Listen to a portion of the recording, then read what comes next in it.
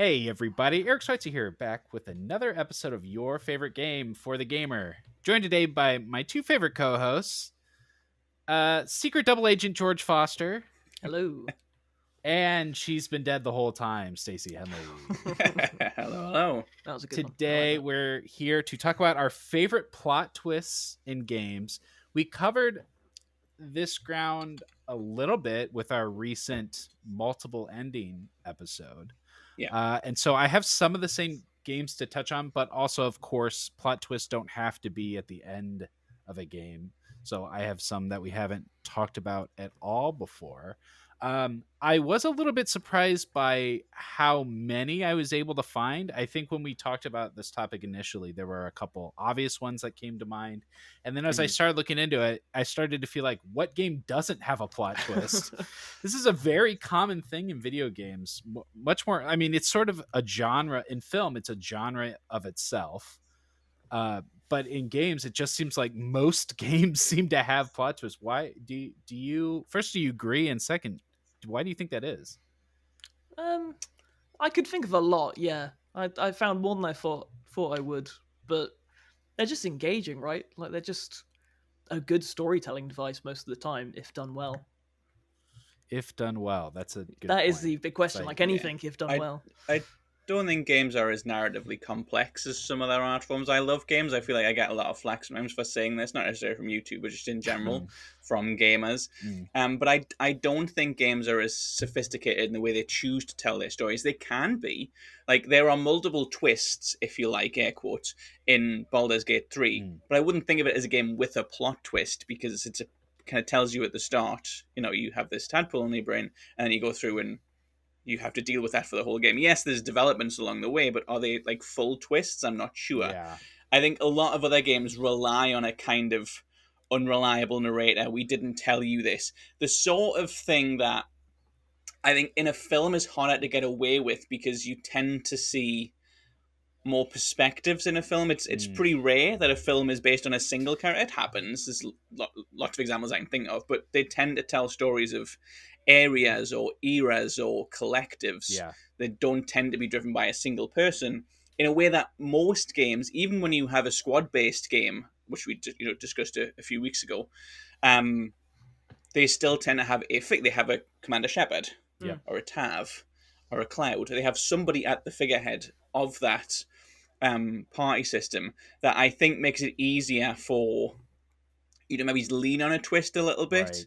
And I think there's probably some that are up for interpretation of how much is this a twist and how much is this I learned something new in this scene that I didn't know beforehand. Like, sometimes that's just what a story is. Right. I have a feeling that's going to trip me up at some point during this discussion. As always, someone says something now, I'm like, oh no. Two excellent points. Yes, the limited point of view of video games, generally speaking, does really lend itself to this idea of being misdirected, because you're seeing the world through one person's eyes, and so we have a lot more situations where that person has been tricked in some way. And to sort of dovetail into your second point, a twist does rely on misdirection. That is like the key component. While I was looking into this, a lot of people, our site included, listed the end of The Last of Us as a big twist, because I'm sure most of you have played The Last of Us, but we know what happens at the end of The Last of Us. At the end of The Last of Us, Joel goes on a murder rampage at the hospital to save Ellie. I would not consider that a twist. That is not a twist. That is just a story developing. That's a big moment, and it's unexpected. But there's, I guess, if anything, the twist is that the Fireflies are going to kill Ellie, not save her. Yeah. That's sort of a twist, right? Because the whole game you're led to believe that you're taking Ellie to safety, and it turns out you're not. There is the piece of misdirection. But the rampage itself, while that is a cool, unexpected sequence, I don't think that falls into the twist category. No, I think the sequel has two twists, though. I think you could argue Last of Us Part 2 has two distinct twists. One that I will not hear an argument for, it is a twist. Go on. And one which I think, the fact you play as Abby is a huge twist for that game. Yep. Oh, yeah. Yeah. Yes. That's a major twist. If that you weren't spoiled a year before, then 100%. Sure. And then also, is Joel's death at the start a twist, or is that just the kind of inciting action at the beginning of the story? Because no one expected it going into the game that it would kill off the main character of the last game. Is it a twist? Not sure. I think playing as Abby definitely is. And I think that's probably where there's a grey area in between those two, where you as the hero kill innocent people to save someone that is going to be killed when you didn't expect it to. I think that as a twist falls in between those two Joel definitions. dying, yes, I think that is arguable just because it's a misdirect in the sense that he's the protagonist of the game. And so from everything we know, you have to look outside of the narrative itself to the way games work. We are led to believe that he cannot die, that he has plot armor. He is the lead of the game. So the fact that he gets killed, I think, does satisfy the misdirect. To that end, would you call Raiden being playable in Metal Gear Solid 2, would you call that a plot twist? It's kind of like I wouldn't call it a plot twist. I think it's something beyond that. Something only games can do. We've spoke about that a few times on the show. Like, there's things that mouth-washing does that only games can do. There's a lot of things that Kojima games do that only games can do. I think it plays with your expectations as a gamer. I think if that was a movie, it's just like, oh, there's a new character. That wouldn't be a twist. Like, that's just storytelling. But I think because it undercuts your expectations, and my memory's a little bit fuzzy on this, but I think they had a demo where you didn't play as Raiden, and that kind of was added in. Snake, obviously, yeah. So like they had here is what the game is. Fooled you. I don't think it's a plot twist. I think it qualifies as a twist of some sort. Kojima. Just so you know. Pulling a Kojima. In the actual business, it's called a rug pull. It's a Kojima. Has an actual name. We'll call it a Kojima from now on. In the business of how words work. Okay, well, we'll certainly be circling back to Metal Gear a little bit later. But first of all, I think we'll just jump right in, and I believe it is Stacy's turn to go first. Stacy, what is your favorite game with a plot twist? I was between two, but one of them was The Last of Us, Last of Us 2, which I am already spoiled. So I will jump to my second one, which is possibly not as much of a twist, but something that I really love about the game. Yes. BioShock Infinite. BioShock Infinite's ending, for me, is one of my favorite endings in games, and I fundamentally disagree with Ken Levine, who is the creator of the game, about why it is a good ending. I like this. So that's kind of why I want to discuss it, because he's brought it up a few times on the kind of Judas press tour, that he thinks it's the best ending that he's ever done, and he wants to build on that for Judas.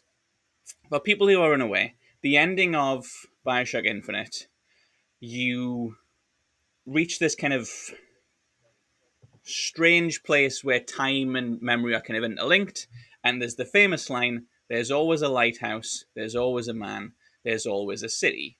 This kind of connects Columbia, which is where you play Infinite, and Rapture, which is where you play the first two games, because they are both cities, big cosmopolitan areas, metropolitan areas, with a big tower in the center of them, and there is one person, whether that's Andrew Ryan or Comstock, who is the overall dictator of this place. Now, my interpretation of that ending has always been that within BioShock's multiverse, and it was never called a multiverse back then because we didn't really use that word the way we do today, but within the multiverse of BioShock, there would always be one city that is built up full of poor and rich, like and unlike, and within that city, there will be one charismatic leader who villainizes something, and that's how they gain power, through populist rhetoric. Big thing is the kind of the Ayn Rand legacy of Rapture. That's not as common in Comstock's world, because he trades on old school Americana and racism. There'll always be one charismatic guy who says they're our enemy, and he will build a massive tower unto himself, which will be his downfall.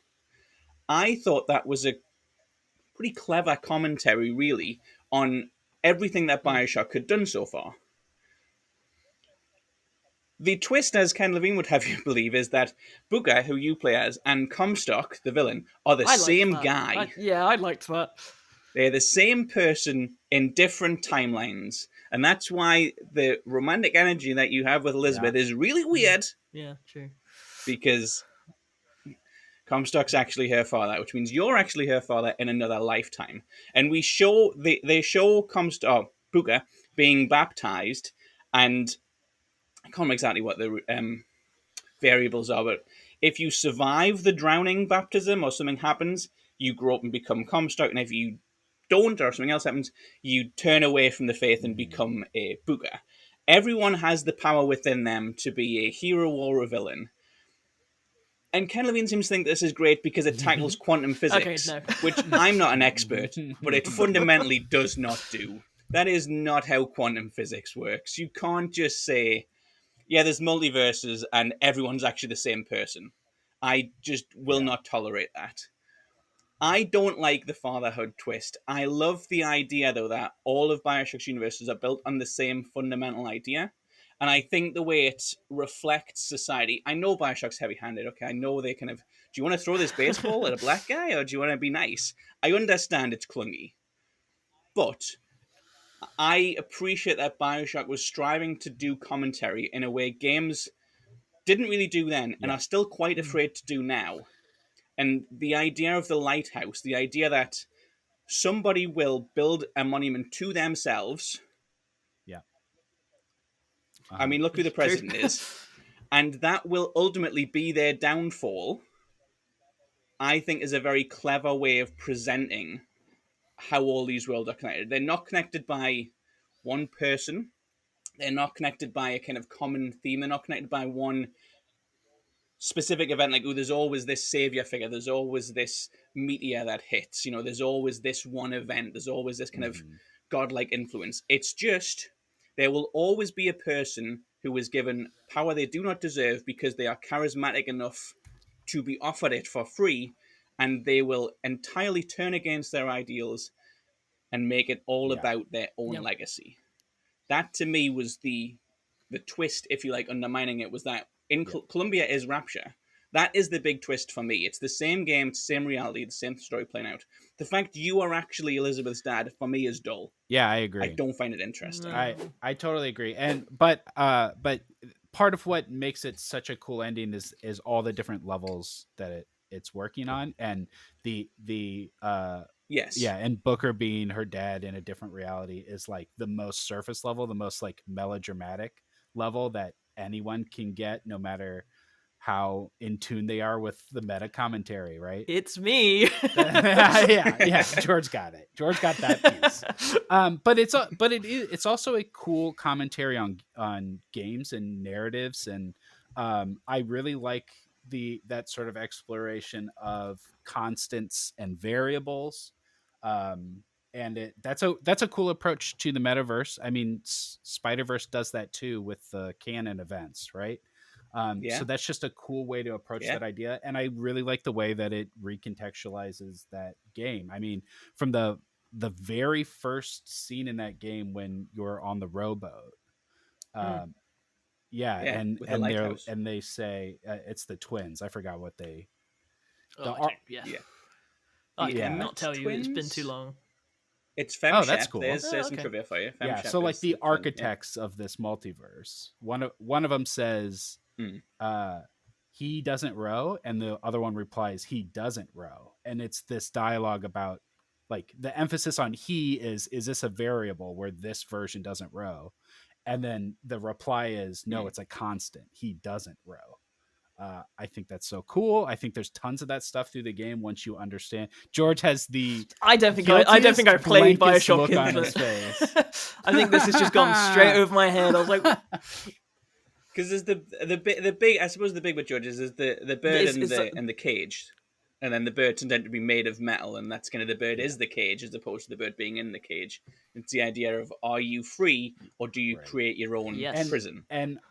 But so, like, then on another level, as a meta commentary of games, like, we are all every time you, me, George, Stacey, we all play the same game. We're playing different versions of the same story, and when we make choices, we're making different choices that might lead to different consequences. And so there is sort of this metaverse of all the people that play games because we're Mhm. all playing in our own individual universe. We're all doing our own version Yeah, of I Yeah. think that Puka. is so cool. I love that. I think it's cool now I know. Yeah, it's to be fair, I was 14. Yeah. You'd have been Yeah. 6 I was when actually this came 14, out. so that for me it was just wow, the grind rail hook thing is fun, and what a Yeah. nice twist at the end. Yeah. Wow. I mean, it's a good game. It's a good game to play. We talked about The Last of Us. The Last of Us is great. I love The Last of Us. I think The Last Oh, of Us is 100%. better if I had to pick between them. I think its legacy has certainly endured a lot more. But we talked about The Last of Us in 2013 coming out and changing the way that games were able to tell stories and giving us this kind of HBO, really character-driven, focused idea.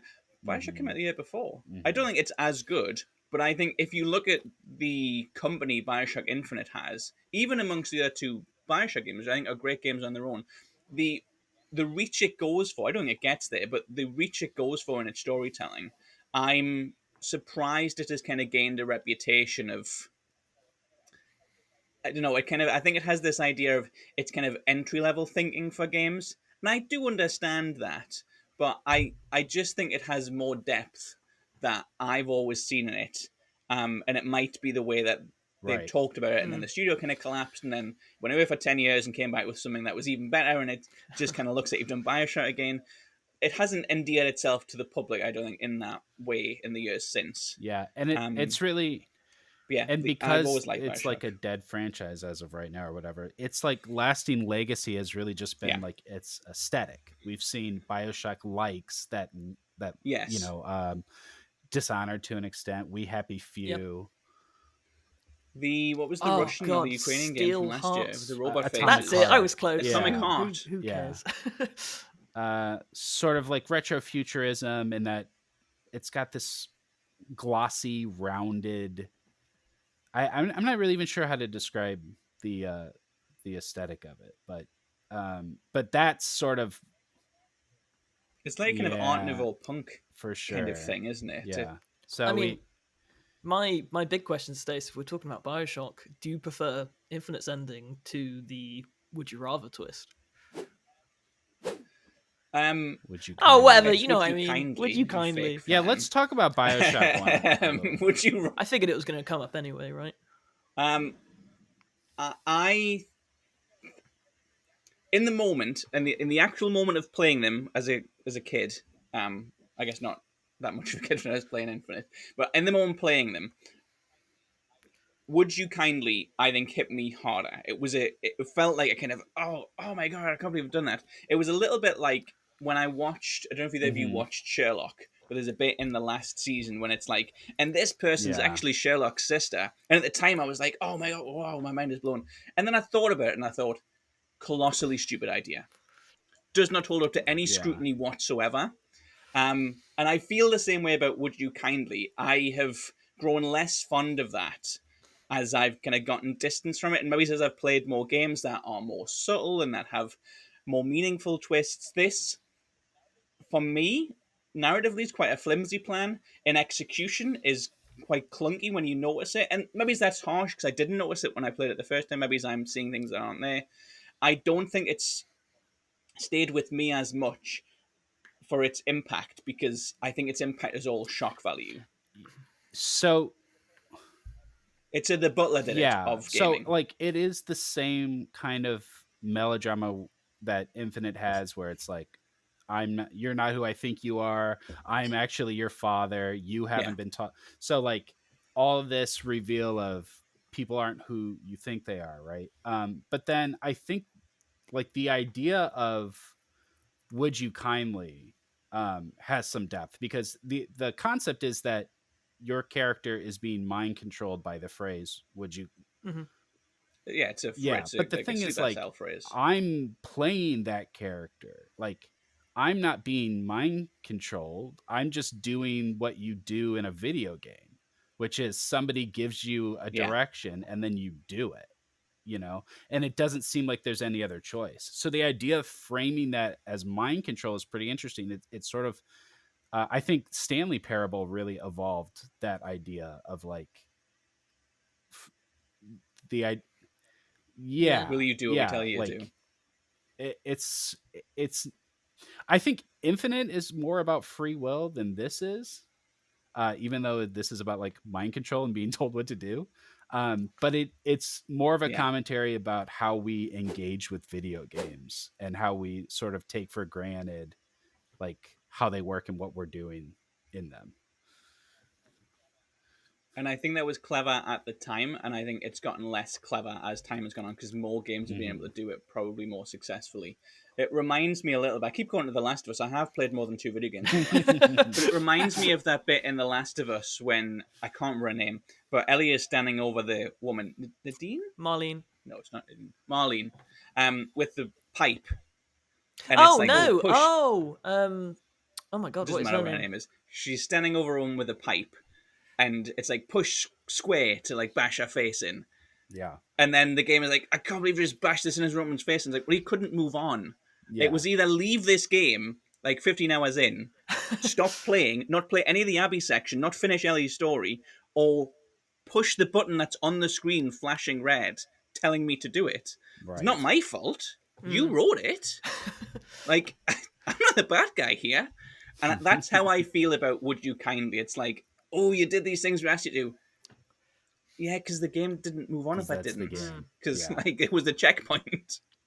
It's like being mad at Crash Bandicoot for grabbing crystals. Like that's his job.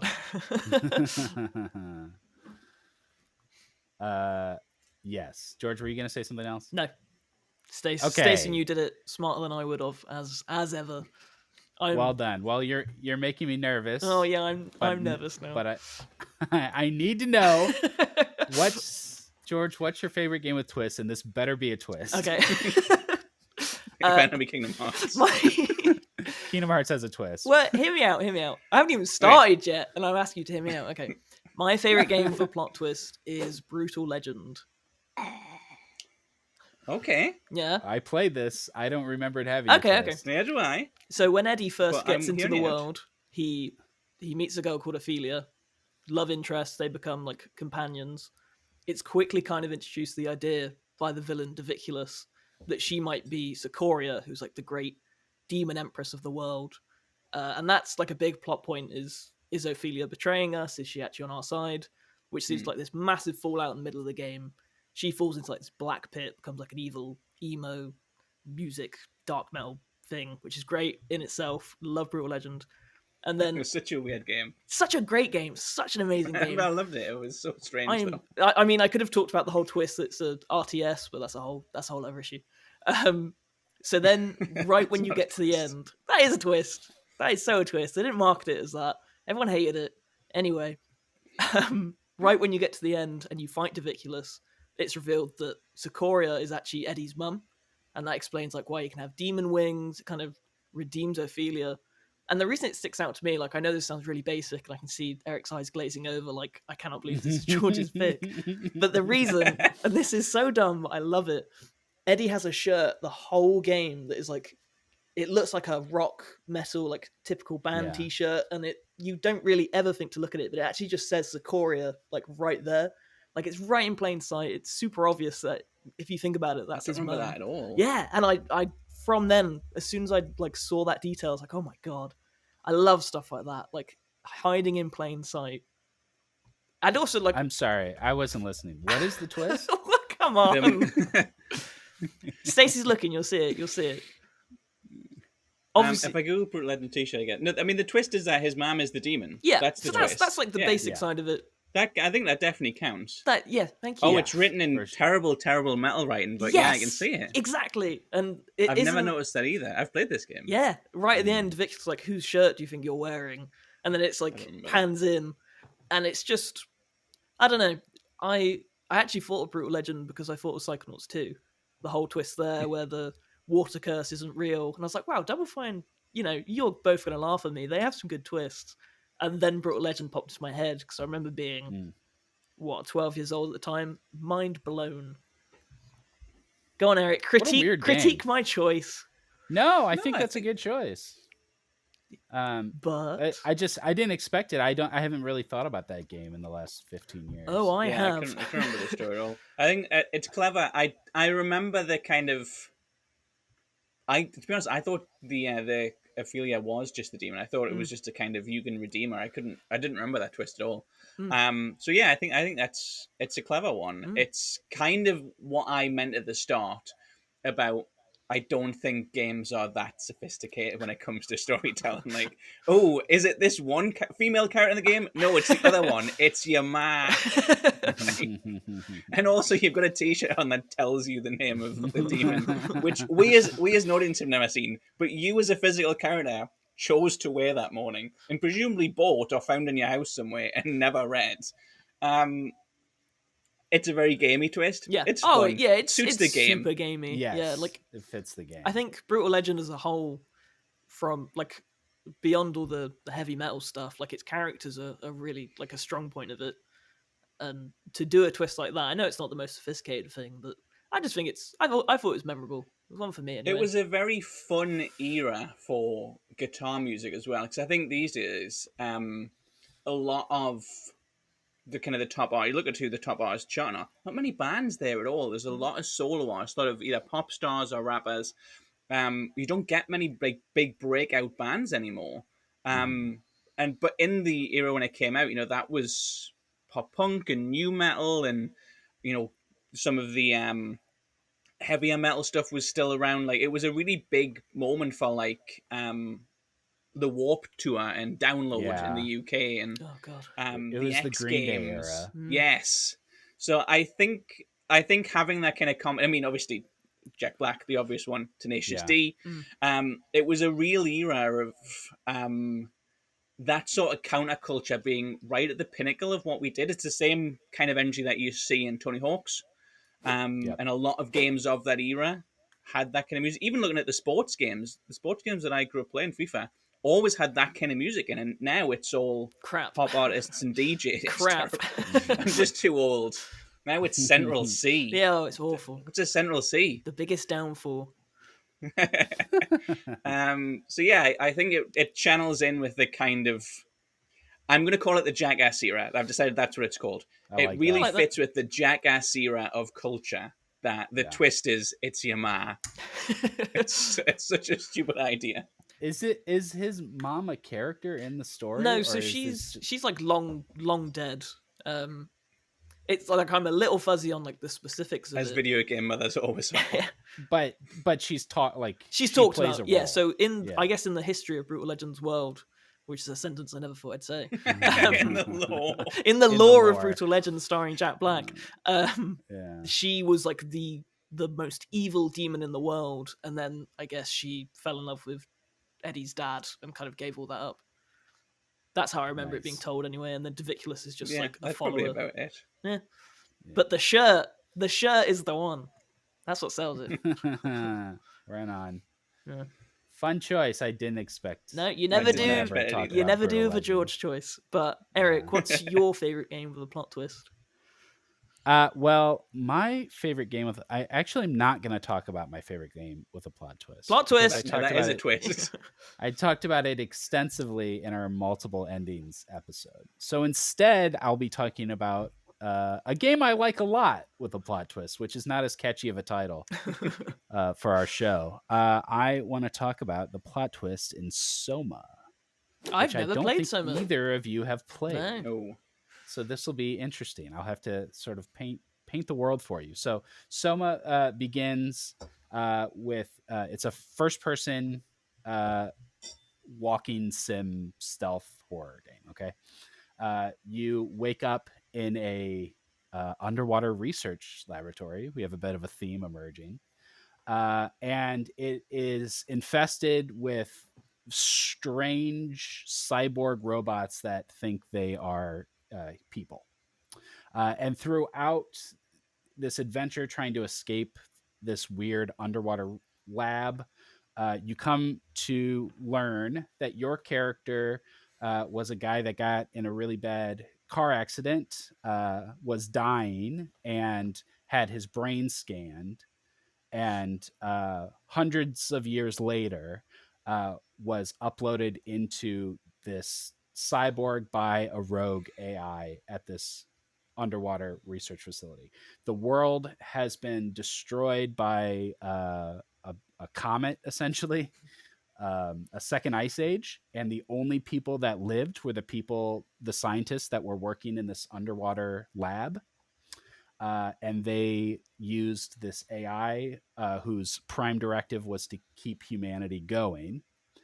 And so as the researchers and scientists at this lab started to die, go crazy from being stuck down there, knowing that the world above was over, the AI, knowing that its job was to keep humanity going, started scanning their brains and uploading them into robots and messing around with personalities and doing experiments and kind of making this into a body horror landscape of former humans. So your goal in the game is to launch the Ark. The Ark is a black box, a virtual world where the consciousness of the people from this underwater research lab can live forever in this sort of cyber heaven.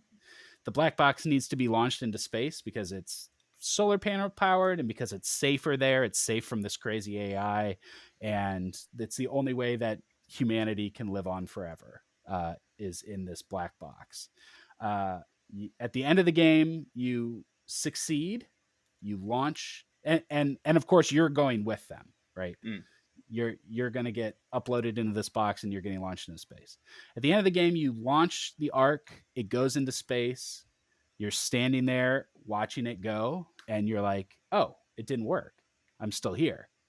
And the reveal is it did work. It worked exactly as intended, because a scan of you has been sent along in the Ark to live forever in cyber heaven, and you are stuck here. You're because not that that's scam, yeah. Ah, okay. And it's not, you sort of know, because it's sort of presented as a 50-50. Either you're going to be the one that stays here or you're going to be the one that goes. But of course it's not a 50-50, because one goes and one stays. So no matter what, like you think You will stay. you will stay, right? So you're hoping, It's like the Prestige. yes, you're hoping that you're the one that gets to go, but you never can be, because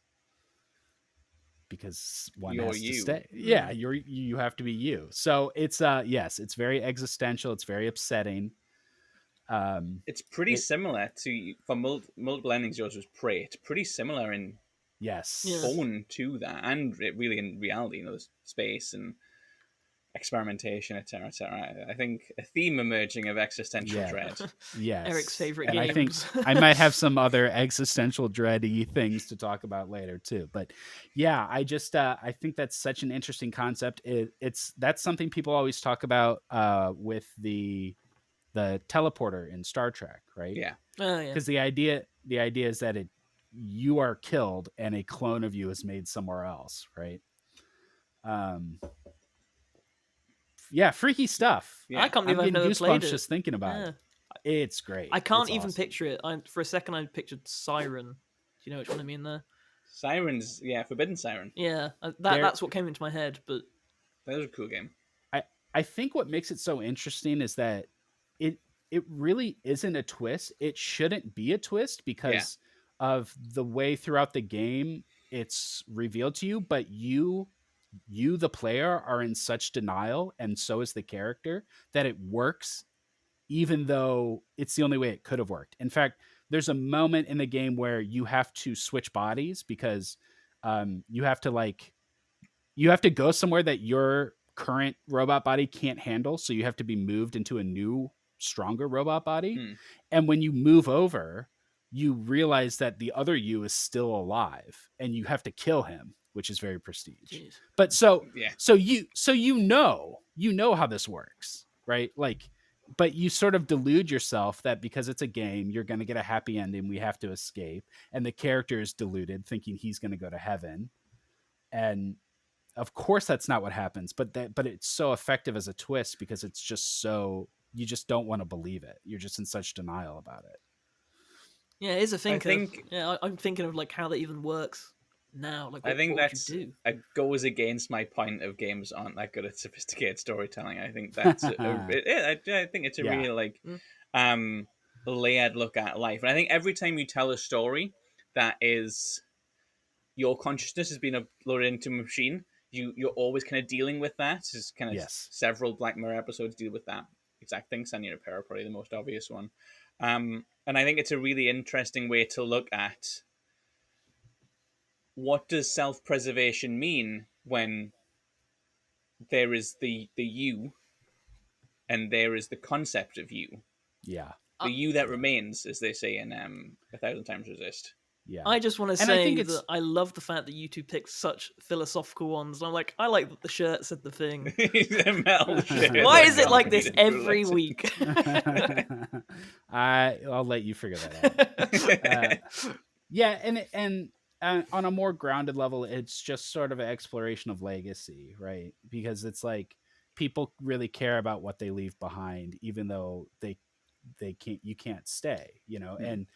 And why do we have kids? Why do we care so much about sort of going on in some way? And I kind of think that if this sort of thing existed, if and it wasn't some sort of trick, right? They were like, we can scan you as you are, take your exact consciousness and put it in this cyber heaven and let it live forever in paradise. It won't be you. Like, you're still gonna die. You will die, yeah. If that happened to you physically, the you that is experiencing that decision will die. Yeah, but another version of you will live on. I would do it. I'd still do it. I'd be like, I don't know that sure. I would. I mean, it's a hypothetical question, I guess, but I don't know that. I think it's a really interesting way to look at what your legacy is. Yeah. Is it the things that you leave behind physically, like children, or something you create, some art that is worthy of memory, or is it your continued existence as a person? Interesting stuff. Let's move on before we break George's What's brain. going on?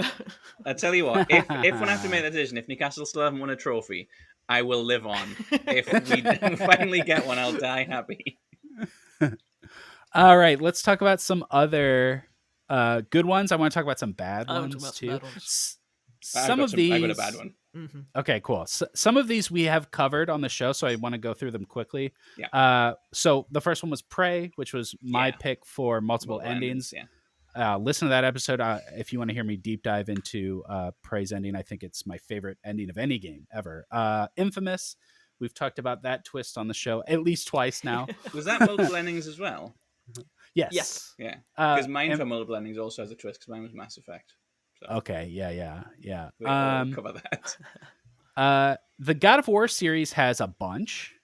I nearly picked Oh one of those, yes, actually. yeah. The Loki one for me is like a mind blown forever moment. Yeah, Pandora's God of War Box. 2018, Pandora's Box, and of course Tyr. Oh being my, Odin. that's so good. Yeah. I love that one. A lot of pretty good twists through God of War. Mhm.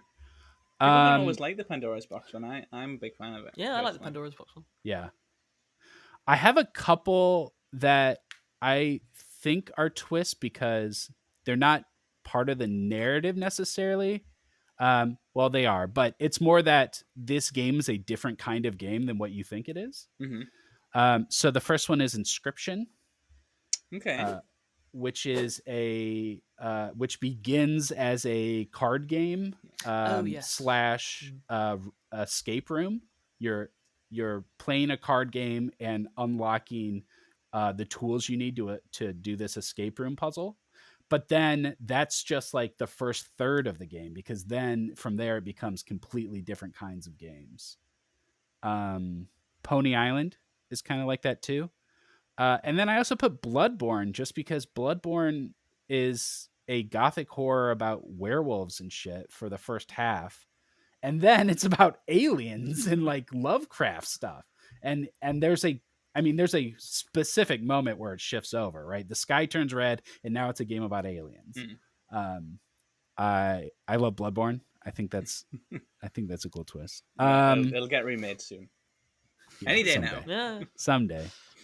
And then Metal Gear is nothing but twists. So it can be difficult to sort of hone in on anything specific. I think I think probably the most significant ones would be the big boss reveal in Metal Gear 3, that the double agent antagonist of the game is in fact a triple agent, and she loves America so much that you have to kill her to stop a world war from happening.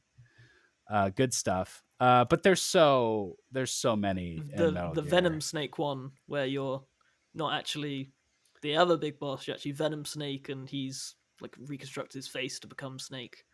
That was weird. From Metal Gear Solid 4. No, that was 5. That was 5. Oh yeah, from 5. Sorry. From 2, the fact that the villain is your secret third clone brother and also the president of the United States. Checks out. Sophistication. So many Metal Gear. I'm wearing my Halo jacket today. Halo Combat Evolved, first Halo. Great twist when it's revealed what the Flood is, and this idea that the Halo was built not to kill them but to kill everyone else, so that they have nothing to eat. I thought that was pretty very really high level video game concept stuff.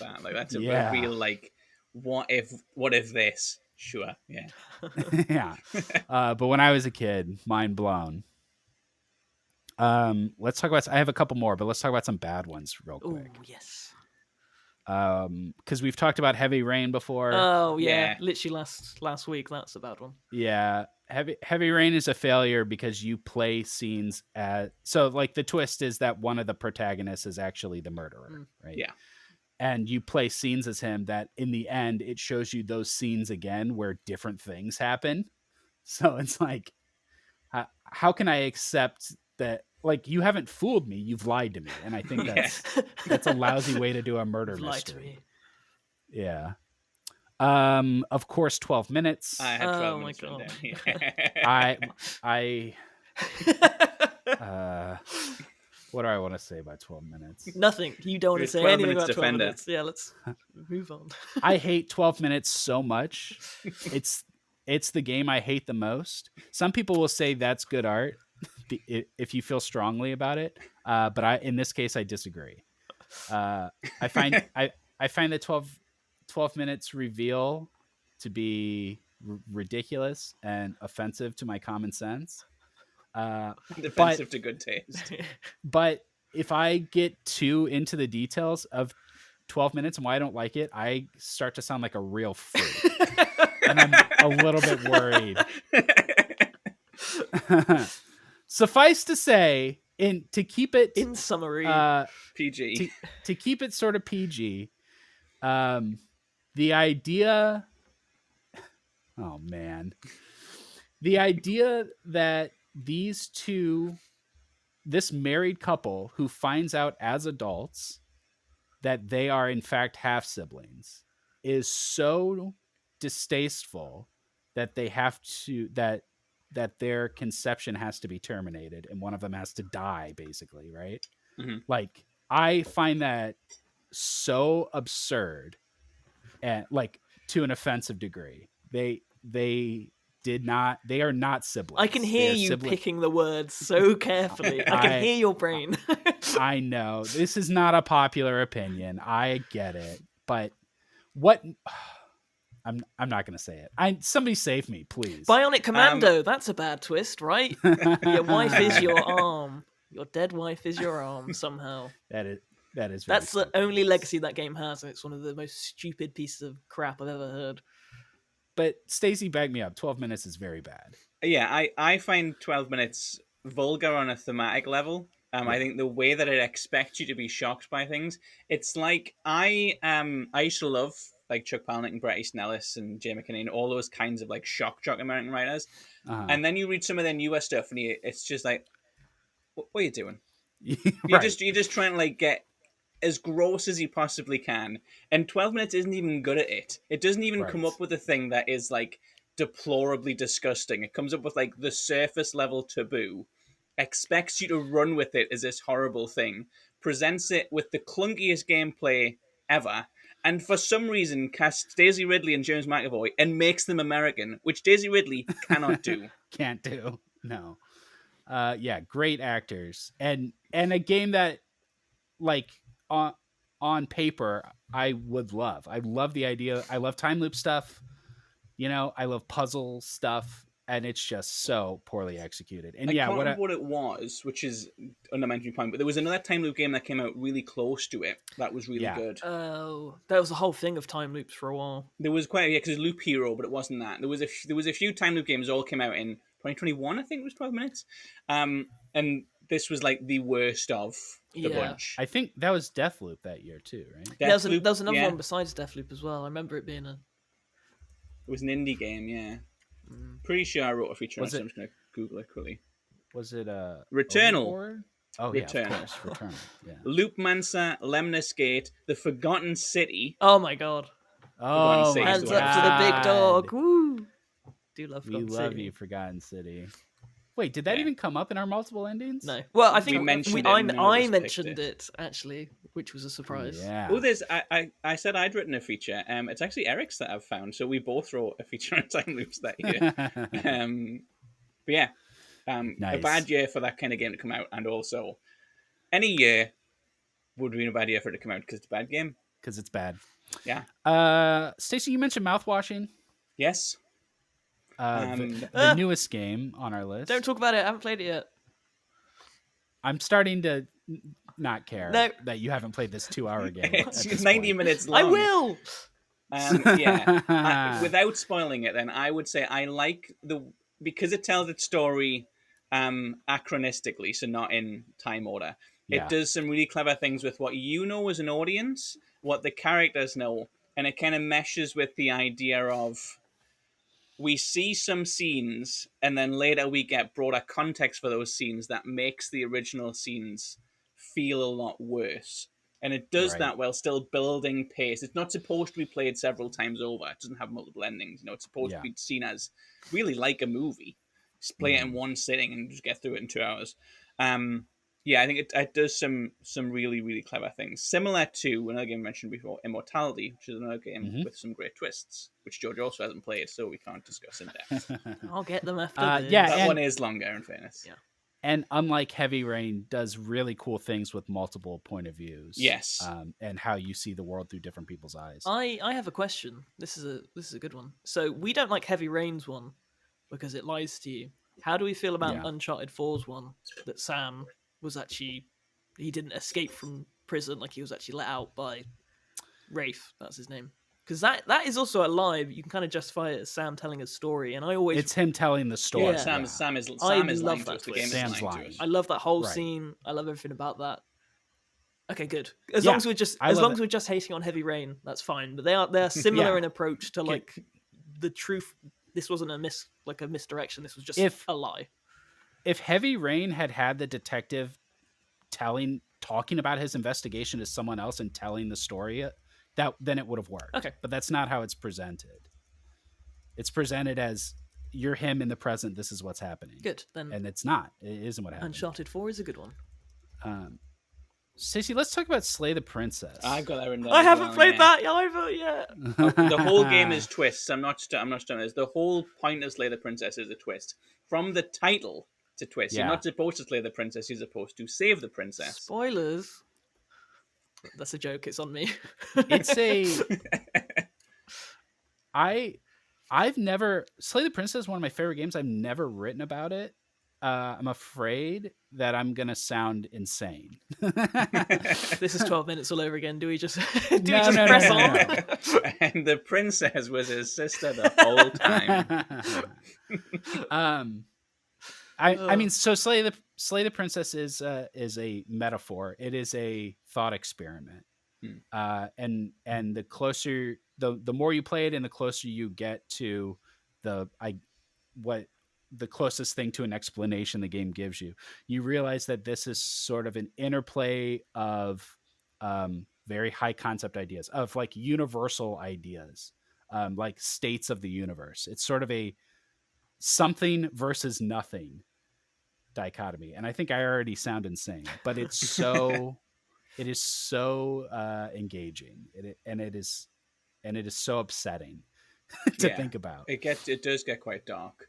I think I guess for people who haven't played, I don't want to dwell on it too much because I think experiencing it is the way to play it, a little bit like Immortality. But you're sent to a cabin to go and slay a princess, and it's kind of a point and click thing. There's a door, there's a knife on a table. You go down the stairs, you talk to the princess, you go through a pretty basic conversation that either ends with you killing her or decide not to kill her or being one of those. I think different things. Yeah. The first time, the only things that can happen. She either overpowers you, you free her and decide not to kill her, or you can just stab her in the heart because you have a knife. And every time you go back, because that will take like 5 seconds to do, or 2 minutes. Yeah.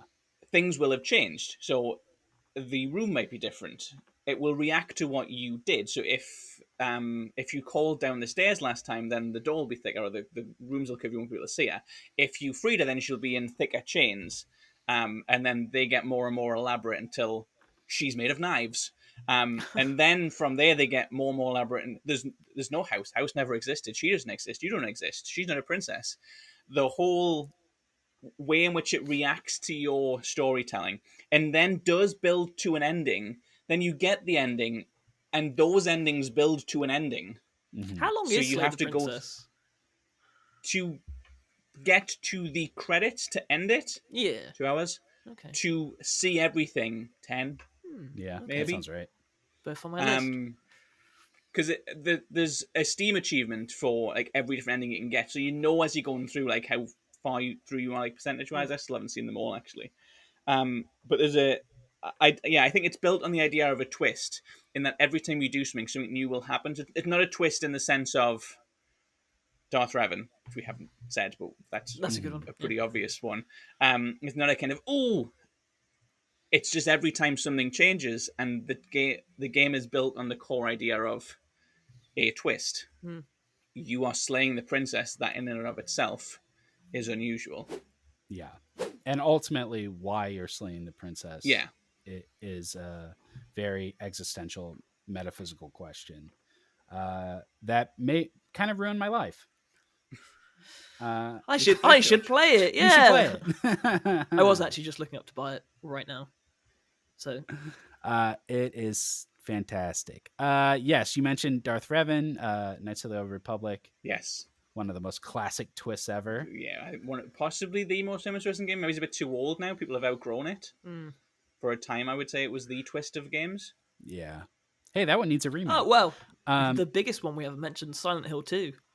James killed his wife. Hill 2, yeah. Yeah, that was what I was going to go for originally, Spoilers. but I felt, whatever. People, you should know. If you're this far into this episode on plot twists, then I have no sympathy. But James killed his wife. That's why he's in Silent Hill. I'm going to ruin mouthwashing. No. That's what I'm going to do. No. I can't just leave. That one's super obvious. I feel like that one's really well known, which is why I didn't go for it. But it is. It's like clever and layered in the thing because everyone's in there for a reason. Everyone in Silent Hill, there's some sort of either trauma or experience, some kind of like thing that they're punishing themselves for, being punished for. It's not just like James is in this weird town and oh look, weird stuff's happening. Everybody has a purpose, either to James or to a wider commentary on trauma, abuse, violence, death. I will say that Yeah. I've obviously, when you've been playing games long enough, you hear about that twist. But when I was playing Silent Hill 2 Remake with my partner, they had no idea that was coming. Like, literally no clue on what James was in there for, and it just broke her heart. She could not look at James the same way. And that's, for me, that was like a nice moment of like, oh yeah, so it is still, like, if you don't know, because it's one of the biggest twists in gaming, it's still like, wham. And you have taken that away from people listening to this show. Play Silent Hill 2. If you like, don't bother anymore. Yeah. And if you like Silent Hill 2, you should play Returnal. Yes. I didn't finish it because it's very hard and I gave up. Very good. It is very hard, but it's I think there I wouldn't go as far as to call it like a spiritual successor to Silent Hill 2, but it is definitely playing with the same theme. It's sort of an evolution of what Silent Hill 2 is doing. I think obviously it's like all the Greek mythology stuff as well. deals with it in a very different way. I think it deals with Yeah. it in more of a kind of classic way, classic with a capital C. Goes in like old romantic like styles of storytelling, with the memories. I think it's a really cool clash of really ancient sorts of myths with an astronaut. I just think that's fundamentally quite cool to kind of go some of the old parables of trauma, death, and the cycle of life. What if we mixed that with a car and an astronaut? That's just a clever concept to do well, which they do. It's done so well. Yeah.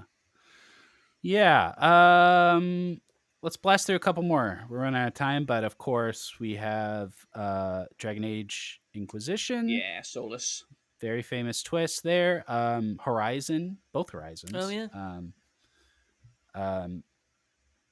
Just sort of learning how the world came to be, I guess, is hits harder in the first game. I think the second game, I think, is trying a little harder with beta. I agree. Do I have any? While we're on Solus, I don't want to go into too much, but just worth pointing out, Anthem does that exact same twist. Anthem really? has Anthem has the same twist as Dragon Age. This is the next game is when I just do it again. No one cares because who cares about Anthem? But Anthem has that exact twist. I mean, he's not a god, but they do. It's like beat for beat. This is what happens with Solus. All right. Do you guys have any more? No, I hate Braid's twist. Is the only thing I want to say. Oh my I think it's God. clever. Really? I think it's stupid. I think it's really dumb. Yeah, everyone likes that one. Yeah, I'm. Sell me The on twist why. is you're like trying to save a girl, but it turns out you're just a stalker, right? Yeah, like she's basically trying to escape from you. Yeah. Which is like fun as like a Robot Chicken sketch, Yeah. not as a video game. That's my only thought. I have on Braid. I thought that would go on. No. Oh, one that everyone likes. You've jogged my memory. One everyone likes that I don't is Bug Snacks. I thought that could have done so much more. Like, Yeah, yes. that's my problem. They don't commit to it. yeah, Yes. that game should have turned into a horror at It's the last so- minute. That would have been sick. It's just, But they act like it does. That's the yeah, problem. exactly. Yeah, Because it's so obvious. It's so over the top, cutesy and friendly that you know it's gonna have a dark turn, and then the dark turn is just the most basic obvious thing. yeah. Like it's just building up in your mind how messed up is this gonna be, and then it's like, oh, the least messed up Yeah. possible. Just like yeah, that one. And then they did a DLC where it was Frustrates like, me. yeah, this happens before the ending, so you can still play it. Don't Right. worry. Don't think Yeah. about it. Yeah. Okay. Any more? No, I'm No, I don't fresh think out so. of plot twist. Nice. Dead Space. Okay. Oh, that's a good one. That's it for this week's episode. Thank you so much for watching. We'll be back next week with another episode of Your Favorite Game. Those are our favorite games, but we want to know your favorite games with plot twists, of course. So leave us a comment down below. Also, don't forget to like, subscribe, hit the bell, and visit us at thegamer.com. That's The Gamer. No spaces.